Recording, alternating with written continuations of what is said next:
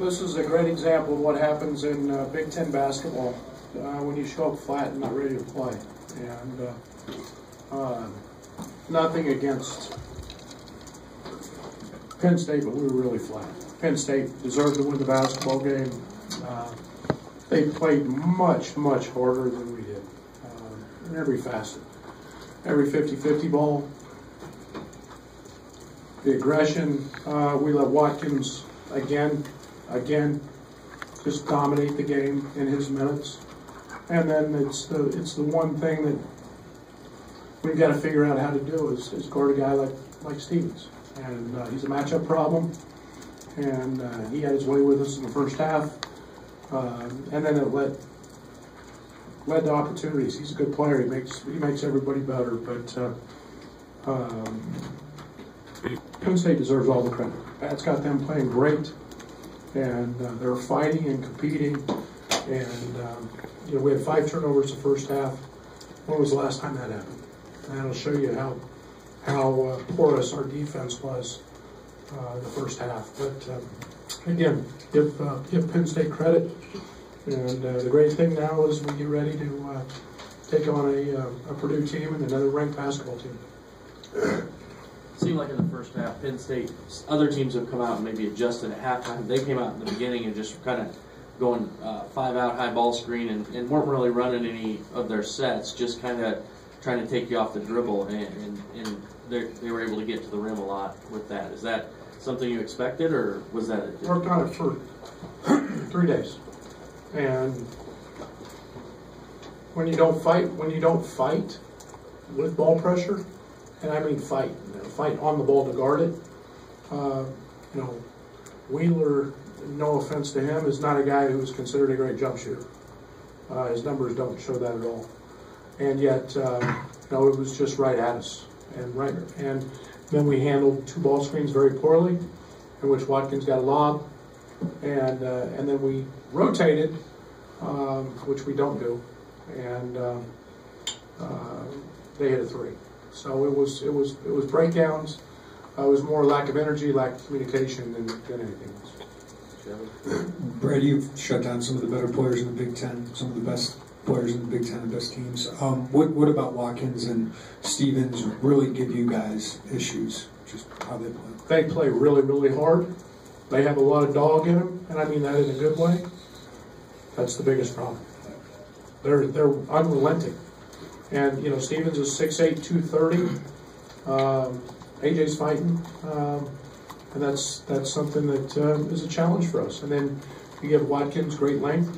He's an outstanding defender. I think he's the elite interior defender in our league with that length. And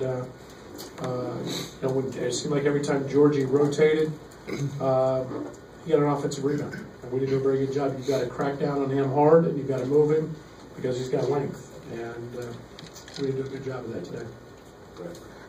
They're also very physical with you guys on your handoffs, your weaves, everything. Is that a lot of your youth just had trouble with that? I mean, obviously Dre had a good day against that physical pressure, but the other guys maybe struggled a little bit. Yeah, Dre's physically strong. Dre loves to absorb contact. He loves to initiate it.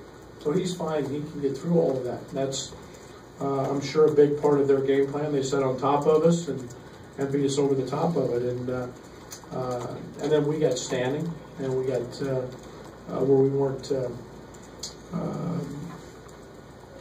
maybe passive is the right word, but again, I felt early we got the ball in the paint, and yet I think it was just not being prepared. One of the first plays of the game, little dump off to Georgie and hits him right in the chest. Wasn't ready for it, and that's again where we have to be better. We have to be more mature, and everything they did caused us problems today. 9 of 18 layups, 6 of 20 from 3. What do you think went into that? Just you guys being flat, their physicality. What? Well, let's don't just stop there. Let's stop at 18 of 28 from the free throw line. That's a mental preparation. That's when you can go 20 of 22 in a game, you're usually dialed in. Again, let's give Penn State their due credit, and I want to make sure that because they whipped us, they deserve to win the game. But when you're not mentally ready to play, those are the kind of numbers that you have. And you can't miss layups, and you can't miss just easy putbacks, but free throws are uncontested, and when you're not mentally dialed in, you miss them. The way you've played the last month, did this game surprise you in terms of that effort and prep? Yes and no.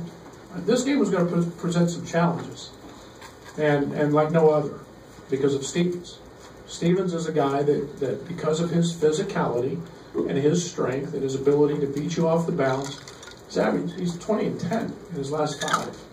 And he's shooting the ball from 3, and he's getting to the foul line, and then he's becoming a facilitator on that. That's a really hard matchup for us. So I knew that was going to present a problem. I also knew how hard they were playing. And that all starts with Wheeler. Wheeler's one of the hardest rocking cats in our league, and he got him started great offensively. And he got him started great defensively. Right. Was that a planned out technical foul? I know you worked pretty hard for it. Your team seemed to respond to it. Well, I should have got it about 10 minutes earlier. I don't have the best voice in the world right now, so it's pretty hard to bark at him. My coat toss didn't go very far last time, so I thought that, what the hell, I'll kick the scores table. And I just, I was going to try to fight, try to create some emotion, some energy. Should have done it earlier.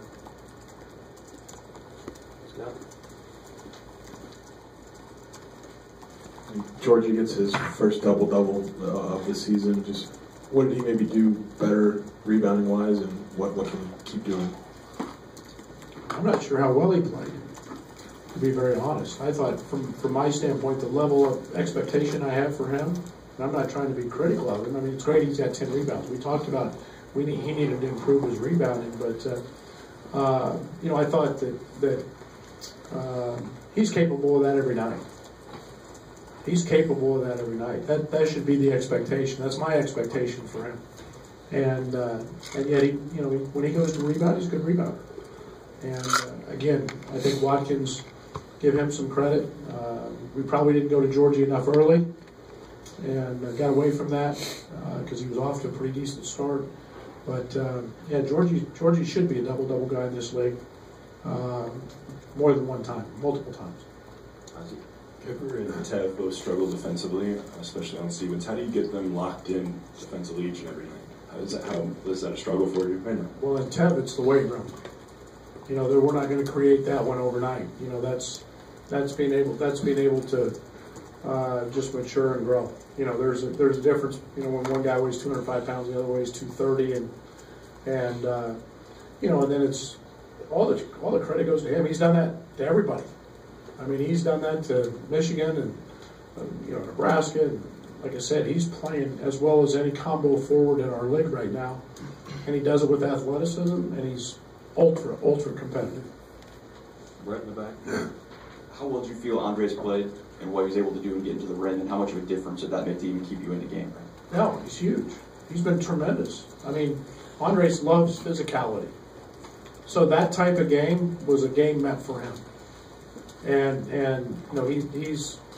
he's a guy that's not afraid to challenge. He knows how to use his body and strength. He's really strong. Dre has an incredible lower body. I mean, his lower body is really strong. You don't ever see him get redirected coming off screens, even when he takes a little bump. And it was disappointing he missed a couple free throws in the first half at the time he missed them. But yeah, he's been tremendous the last 2 months. Trent kind of struggling tonight, shooting the ball and just kind of getting involved offensively. Do you kind of credit that to Penn State, which taking him out, or do you just feel like Trent just didn't have a good game? Well, one, it was a morning game, so that's a challenge sometimes for Trent. But